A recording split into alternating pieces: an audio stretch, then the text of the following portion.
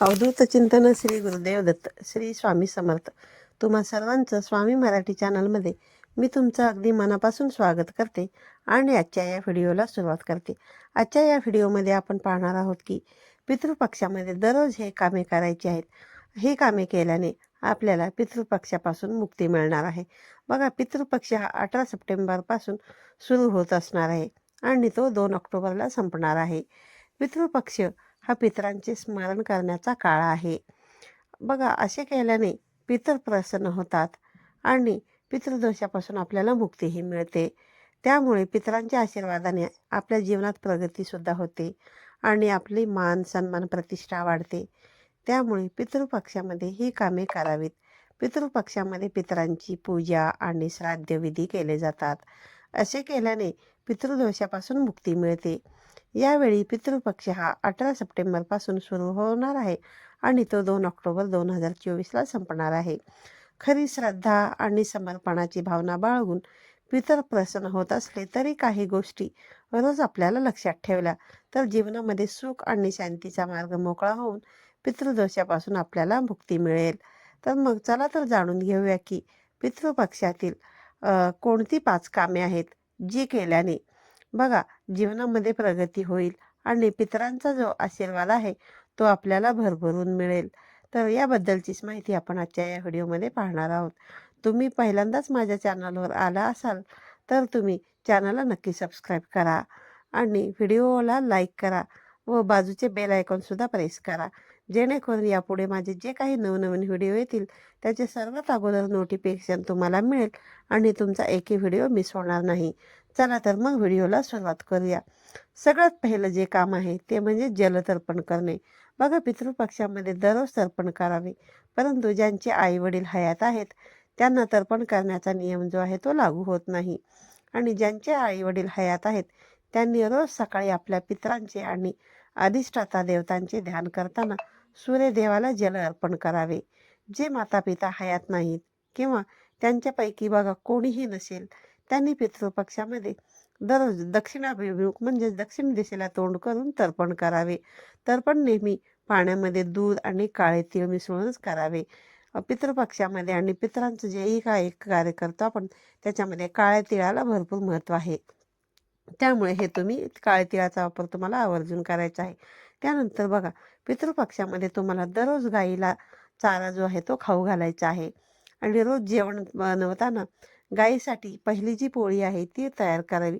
असे केल्याने देवी देवतांचा आशीर्वाद प्राप्त होतो आणि आपल्याला आपल्या पितरांचा आशीर्वाद जो आहे तो प्राप्त होतो. पितृपक्षामध्ये बघा, पूर्ण भक्तिभावाने गायीला चारा दिल्यास श्राद्धविधीचे जे काही पूर्ण फळ आहे ते आपल्याला मिळते आणि आपले पितरसुद्धा संतुष्ट होतात, असे शास्त्रामध्ये देखील सांगितलेले आहे. पितृपक्षाच्या काळात गायीला गवत खाऊ घालण्याने पितरांचा नेहमी आपल्या कुटुंबावरती जो आहे ना तो आशीर्वाद राहतो. त्याचबरोबर पुढची गोष्ट काय आहे ते आपण बघूया. बघा, पितृपक्षामध्ये पितरांच्या नावाने दररोज सकाळी आणि संध्याकाळी दक्षिण दिशेकडे तोंड करून तुम्हाला जो आहे तो एक दिवा लावायचा आहे. पितृपक्षादरम्यान पूर्वज बघा दक्षिणेकडून पृथ्वीवरील आपल्या नातेवाईकांकडे येत असतात असे सांगितले जाते. तसेच बघा, ज्या दिवशी आपण आपल्या पितरांचे श्राद्ध करत असतो त्या दिवशी दक्षिणेकडे तोंड करून त्यांना आपण पितरांना आवाहन करत असतो. त्यामुळे पितरांचा जो तुम्ही दिवा लावाल तो दक्षिण दिशेकडे तोंड करून लावायचा आहे. त्यानंतर बघा, पुढची गोष्ट तुम्हाला काय करायची आहे की पितृपक्षामध्ये मुख्य दरवाज्यावरती तुम्हाला एक काम करायचं आहे. तर बघा, पितृपक्षामध्ये दररोज संपूर्ण घर जे आहे ते तुम्हाला स्वच्छ करायचं आहे आणि घर स्वच्छ करून झाल्यानंतर आपल्या घराचा जो मुख्य दरवाजा आहे तो स्वच्छ करून घ्यायचा आहे आणि तुम्हाला गंगाजल शिंपडायचा आहे. असे केल्याने आपल्या घरामध्ये सकारात्मक ऊर्जा जी आहे ना तिचा संचार होतो. तसेच आपल्या घरामधील जी काही नकारात्मकता आहे आणि जे काही दोष आहेत त्यापासून आपल्याला मुक्ती मिळते.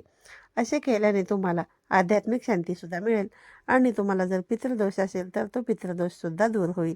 तसेच बघा, पितृपक्षामध्ये दररोज आंघोळीच्या पाण्यामध्ये थोडेसे गंगाजल जे आहे ते तुम्हाला टाकायचे आहे. त्यानंतर बघा, पुढची गोष्ट अशी आहे की तुम्हाला पितृपक्षामध्ये त्या गोष्टीची काळजी ही आवर्जून घ्यायचीच आहे. ती म्हणजे पितृपक्षाच्या काळामध्ये स्वयंपाकघरामध्ये किंवा घराच्या कोणत्याही कोपऱ्यामध्ये रिकामी भांडी जी आहेत ती तुम्हाला ठेवायची नाही आहेत.